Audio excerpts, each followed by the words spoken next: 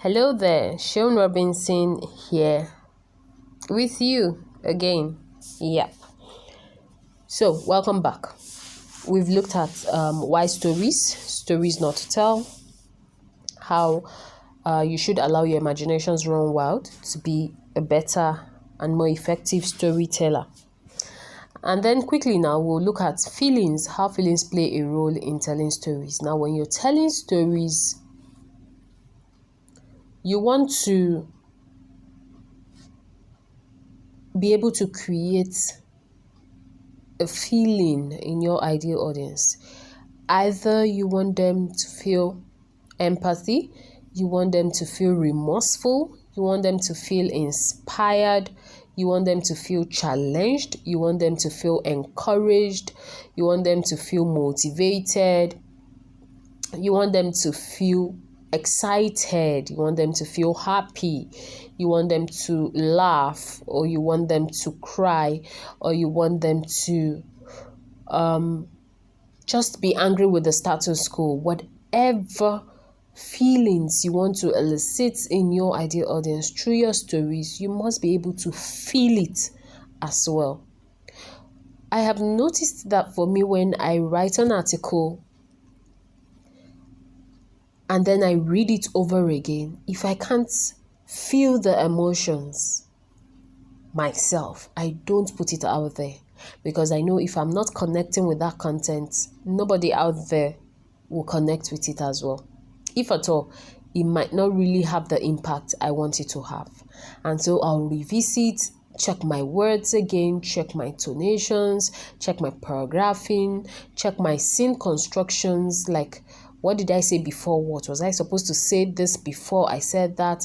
Rearrange the whole thing till I start to feel the emotion myself before putting it out there. So you can't afford to be nonchalant, you can't afford to be emotionless, so to speak, and expect to be able to pass a message through storytelling to your ideal audience to elicit a kind of feeling you want them to feel. Like, you want someone to, on the spot, take action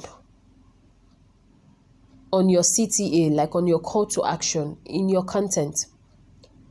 And you can't even see yourself taking action if you were the one reading that article from another person. Then who is fooling who? So you should be a person of feelings. You should be able to communicate your feelings through your words. It's easier, make storytelling easy, because we're looking at ways now to make storytelling easy, because everyone is a storyteller, like I said earlier. You are either telling stories passively or actively. Okay, so the easiest way to tell stories is to feel what you're saying. At times I read my own content and my eyes become moisty, because that's the feeling I wanted to elicit. I read my own content and I take a deep breath,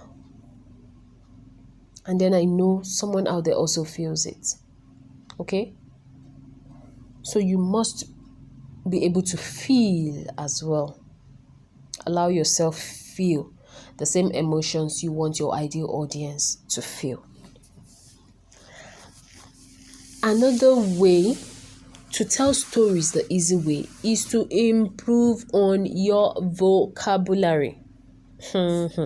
Yes, this is very, very, very important. Improve on your vocabulary. Improve on your vocabulary. And how do you do that? You need to read more. You should consume as much as you want to put out. Okay? You can't be doling out stories constantly without refueling. You will run out of vocabularies and your own write-ups will become boring to you.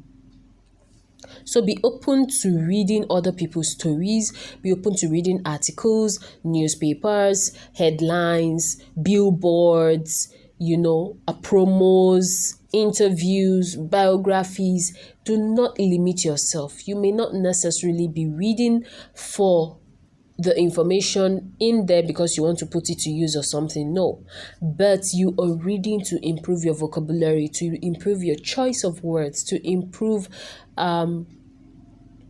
the dynamics of your storytelling when you tell your story. You should be able to tell a story in 4 different ways, such that you're not repeating languages, you're not repeating words, you're not repeating major terminologies, and yet you are able to send the same message across. Have you heard about repurposing of content?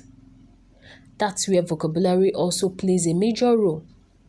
You could have posted a story 3 years ago and then probably posted it on social media, and social media or Facebook, for example, reminds you of that post 3 years after. You can take that same content and repurpose it and post again. Repurposing means you're not just copying and pasting. You're taking it in such a way that you're still sending that same message across, but from another dimension. So one story can be broken down and be told from different angles, only if you are very equipped with enough vocabulary to do that manipulation. You can't afford to be a lazy reader if you want to tell stories the easy way, my friend. It's not just possible. You can't afford to be a lazy reader if you want to tell stories the easy way. So you need to improve on your vocabulary. I hope this makes sense. Your feelings, your vocabulary,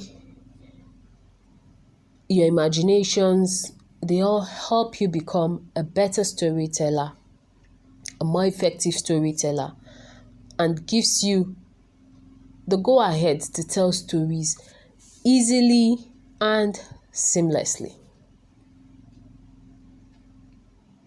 I hope you're beginning to get into the feel of the whole matter, that storytelling is not rocket science after all. Not at all, friends. It is not. It is not. You can tell stories and you can tell your stories easily. All right? Good. So before we move on, let me ask you a question. Why would you want to tell stories in the first place? Why would you want to use storytelling in your content creation as a personal brand or a business brand? It boils down to your objective, your mission or your vision statements, your purpose. Why do you have a personal brand in the first place? Why do you have a business brand in the first place? This is not a personal branding class, but still all these things are interrelated. They are linked, because when you're telling your stories, you're talking about your brand, you're talking about your business or your personal brand. You are creating stories